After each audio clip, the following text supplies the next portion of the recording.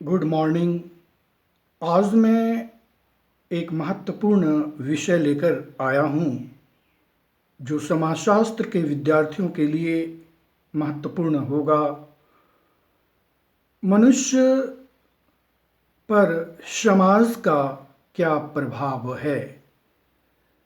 जैसा कि अरस्तू का कहना है कि मनुष्य समाज में रहता है जिसमें सहयोग की भावना होती है, सीखने की प्रवृत्ति होती है और वह समाज में रहकर सीखकर अपनी आवश्यकताओं की पूर्ति करता है। और अगर कोई मनुष्य समाज से बाहर रहता है, वह या तो देवता है या दानव। एक उदाहरण दिया जा सकता है कि एक छोटे बच्चों को जानवरों के बीच रखा गया, समय समय पर उसे खाना दिया गया। कुछ महीनों के बाद देखा गया कि उसमें सामाजिकरण की प्रवृत्ति पनप नहीं पाई।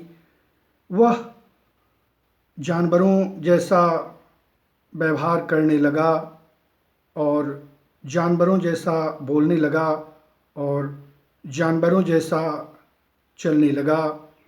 इस तरह से कहा जा सकता है कि मनुष्य का समाज में रहकर सीखना और अपनी आवश्यकताओं की पूर्ति समाज द्वारा होती है।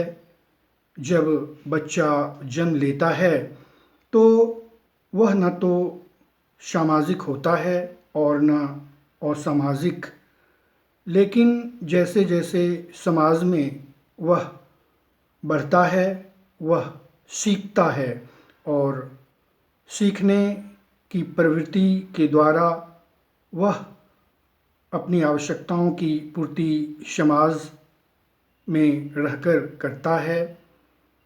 समाज एक ऐसा साधन है जिसमें बहुत सारी बातों की जानकारी प्राप्त होती है और किस प्रकार से समाज में रहना, समाज के सदस्यों को सहयोग देना।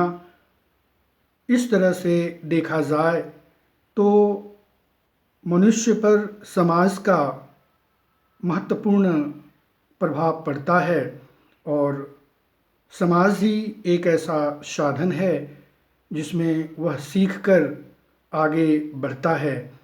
इस तरह से कहा जा सकता है कि मनुष्य पर समाज का महत्वपूर्ण प्रभाव पड़ता है। बहुत बहुत धन्यवाद।